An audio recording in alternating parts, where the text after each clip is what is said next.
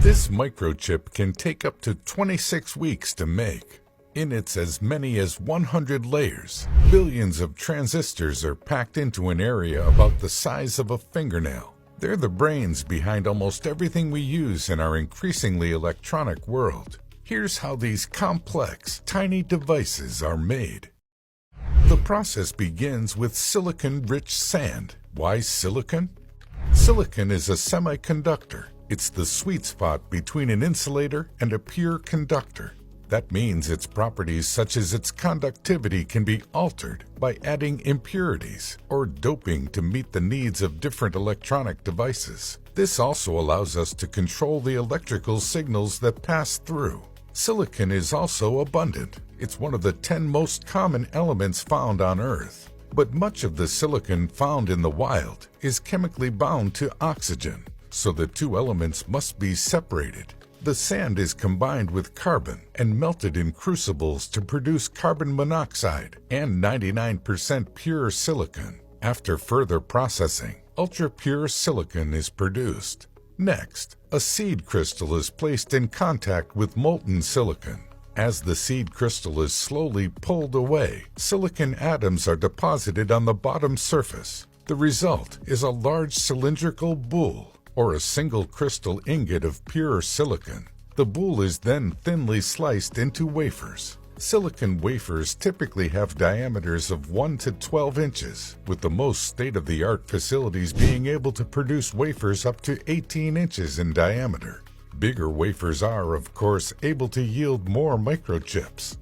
Once the silicon wafers are cut, the production process begins in full. Microchips are made in extremely sterile conditions, free from contaminants such as dust. If even just one particle of dust makes its way onto a silicon wafer, the entire batch is at risk of being ruined. This would derail a process that can take an average of 12 weeks.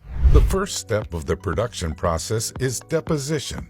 A thin, non-conducting layer of silicon dioxide is grown or deposited on the surface of the wafer. Then the silicon wafer is prepared for lithography by coating it with photosensitive and light-resistant materials. The next step is very critical: exposure.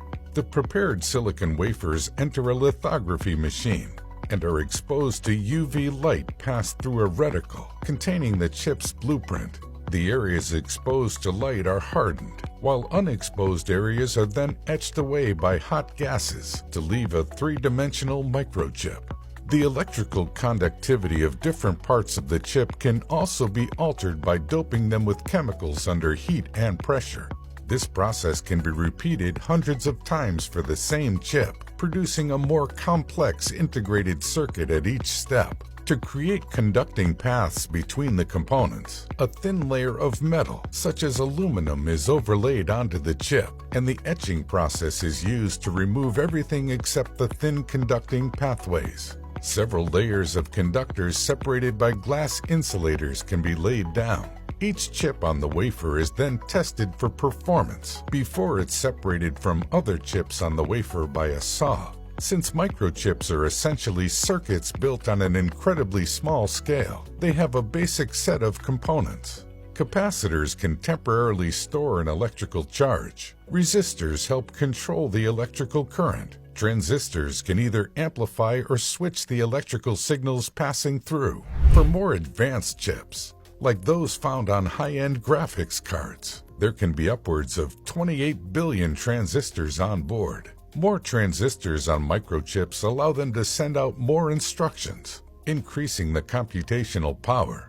Moore's law predicts that computer chip manufacturing would advance at a steady rate, allowing transistor counts to double every 2 years.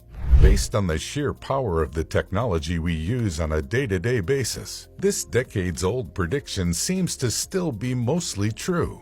Manufacturers have been shrinking down their transistor sizes to fit more onto chips. Each breakthrough in transistor size has allowed the production of more powerful chips for our phones, computers, and gaming consoles. In recent years, they've gotten each transistor down to as small as 8 × 10 to the power of -8 inches in diameter, allowing an amazing 50 billion transistors to be crammed onto a single chip. Manufacturing microchips is truly one of our most complex feats, and yet innovations are happening every day.